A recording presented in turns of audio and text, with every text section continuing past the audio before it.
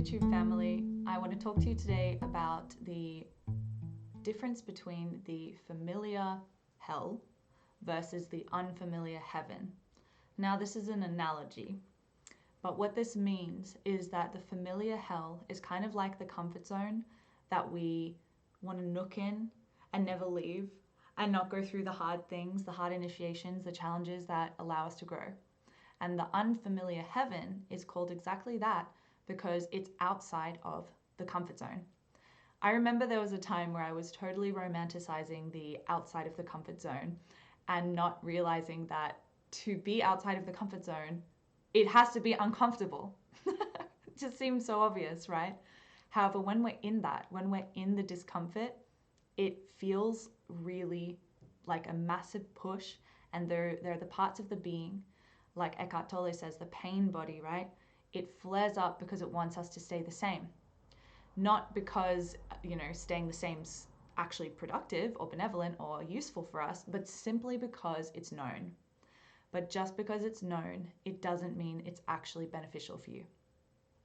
Coming from personal experience, I've definitely witnessed parts of my pathway where I'd really fixated on it needing to feel right in order to be right for me.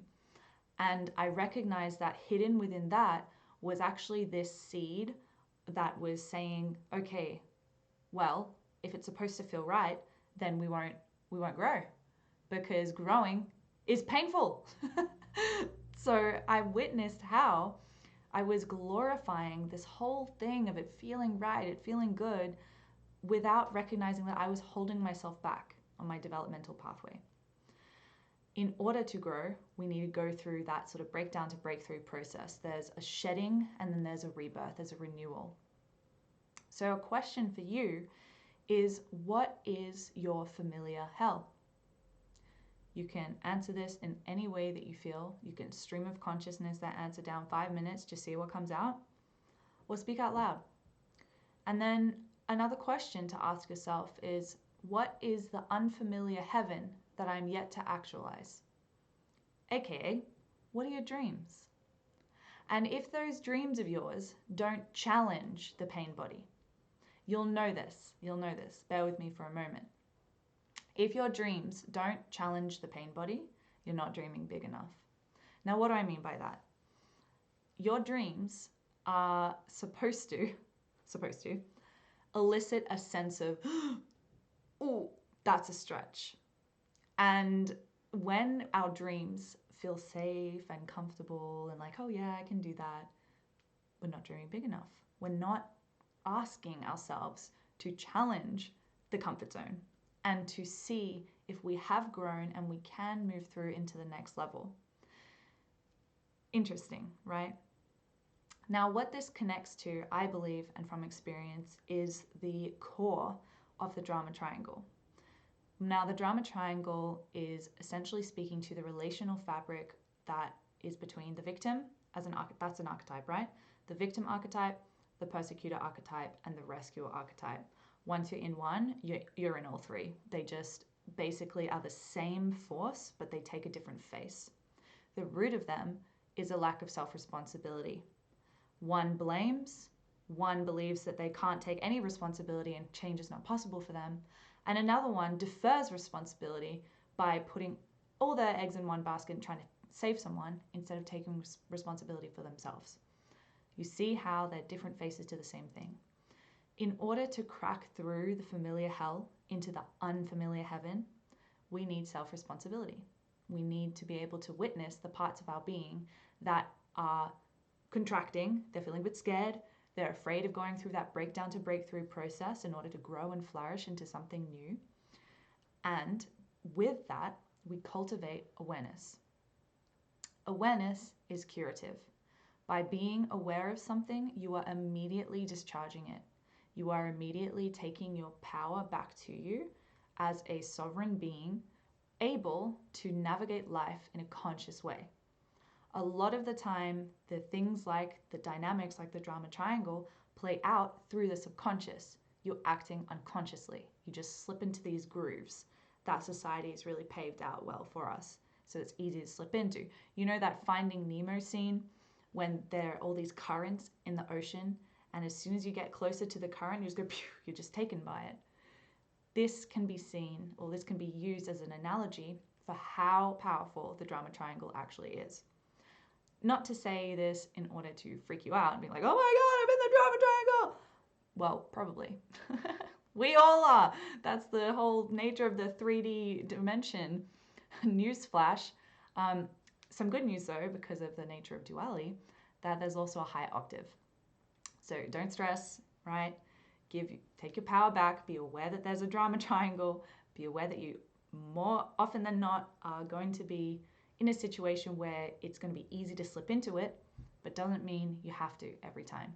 So that's what I'm talking about. In order to be even aware that that's something you could slip into, you need self-responsibility. You need the decision within you to recognize that you have the power, you're able to be aware of this, and you approach the awareness with the intention to learn, to observe, and not in that moment to necessarily fix all of a sudden now, wow, because that's also, sneaky rescuer coming in. It's a recognition that awareness is step one.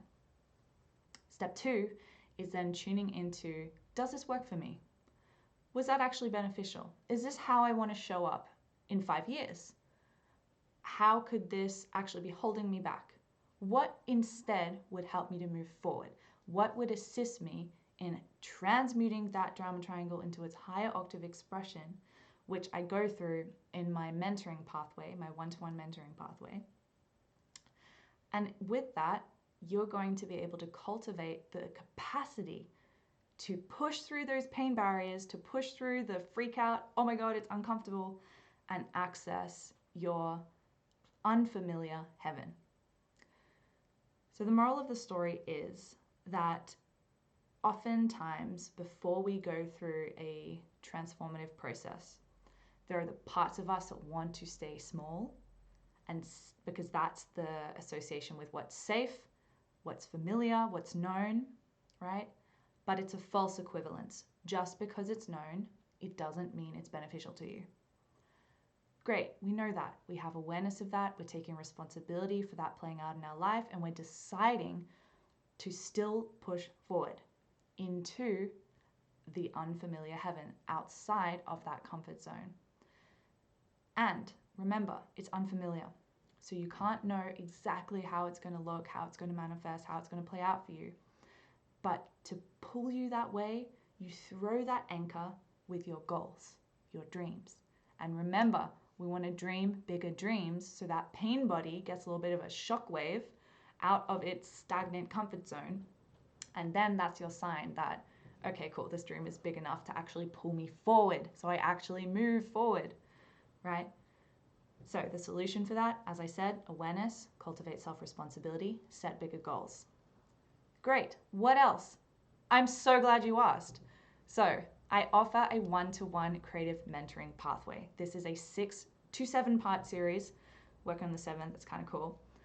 And we take you through a process from 1 session to 3 to 5 to potentially 7 to 12 to 17 to 24 sessions, disentangling you from the gunk, the heaviness, the doubts, the blocks, the drama triangle, so that there's more space in your being to channel your soul's light, to dream bigger dreams, to manage yourself, to take self-responsibility, and crack into that unfamiliar heaven. Your destiny lies in your unfamiliar heaven. The ego freak out will keep you in the familiar hell, and we don't want that, do we? No, we don't. It feels comfortable, but it's a hijack. For all that information, I'm going to link that below. I also offer a free discovery call. So that is a 30-minute discovery call with me where we get to have a chat, see where you're at, see if I can be a good help for you, and where on the creative mentoring pathway is best for you to start if you don't feel called to start from the beginning. Super juicy. There's a lot to work on, and we're in the year of the dragon now, so it's all about cultivating adventure, stepping into your full expression of self, and dreaming bigger dreams. So lots of love. Thank you for being here, and I look forward to seeing you in my creative mentoring pathway from this day to all days. Bye for now.